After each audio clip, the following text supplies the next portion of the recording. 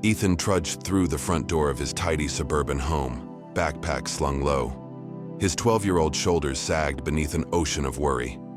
He dropped his books by the hallway bench and whispered to the empty living room, "Why am I so bad at math?" Yesterday's test lay buried in his backpack, an ugly red D circled at the top. From the kitchen came the soft hum of the coffee maker. Brian, Ethan's father, turned at the sound of his son's sigh. "Rough day at school?" he asked, voice warm. Ethan cast him a forlorn look. "I blew my math test again. Jake's a genius, he gets everything. I'll never catch up." Brian set down 2 mugs of cocoa and sat beside Ethan on the couch. "I know how that feels," he said gently.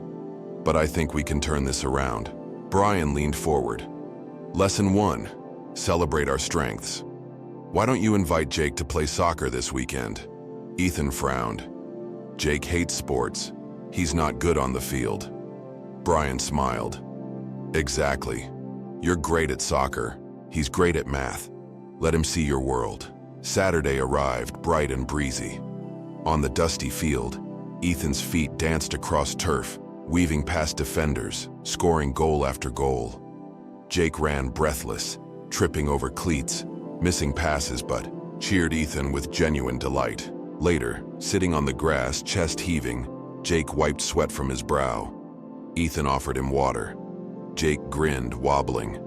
"That was tough but fun. I can never do what you do on the field." Ethan grinned back, feeling lighter. Brian's voice floated through his memory. "We all have different strengths, and that's okay." The next school day, Brian said, "Lesson 2, practice makes perfect. Watch Jake in class see what he does with math." Ethan slid into his seat behind Jake and watched. Every problem, Jake raised his hand to solve.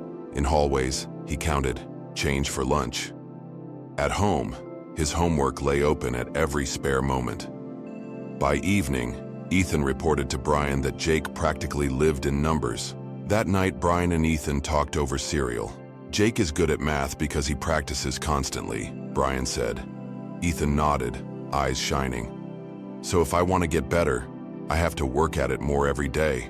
Brian ruffled his son's hair. "Exactly. Practice builds muscle, whether it's legs on the field or your brain." For the 3rd lesson, Brian urged Ethan to study math 3 times harder than usual. Ethan agreed eagerly, determined to master algebra by week's end. He stayed at his desk for hours, revising endlessly, frustration growing as formulas blurred.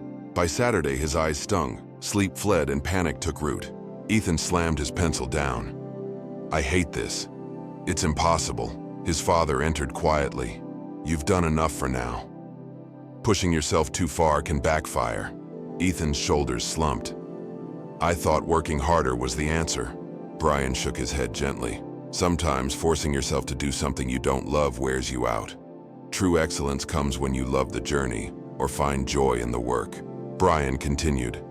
"Lesson 3, do what you love, or learn to love what you do.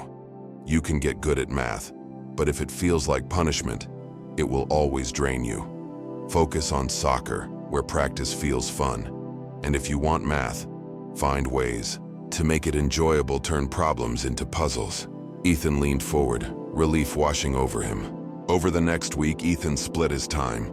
Afternoons on the soccer field with renewed energy, evenings on math, but now he used games, apps, and puzzles to learn. His frustration melted, replaced by small triumphs. Solving 1 equation without tears, then 2. Each success felt like a goal scored in overtime. Test day arrived. Ethan sat at his desk, hand on his pencil. He breathed deeply. Soccer field calm, puzzle-solving joy. When the first problem appeared, he worked steadily, recalling Brian's lessons focus and enjoy the challenge. By the time the last question closed, Ethan felt confident. That afternoon, Ethan's test paper came home, a bright green B+ at the top. Not a perfect A, but a triumph over despair. Jake high-fived him at the bus stop. "Looks like practice and fun paid off." Ethan grinned. He pulled his pebble from his pocket, his own talisman of hope, and pressed it to his heart. That evening, Brian and Ethan sat under their own backyard oak. Ethan recounted his journey, celebrating differences, observing practice, and learning joy in study. Brian nodded. Remember, son, life's greatest victories come not just from effort, but from love of the game and respect for others' strengths.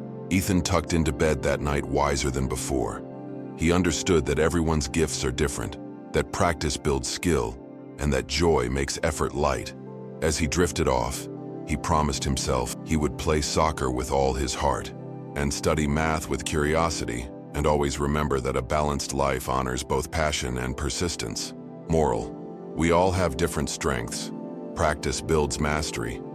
And when we love what we do, every challenge becomes a joy.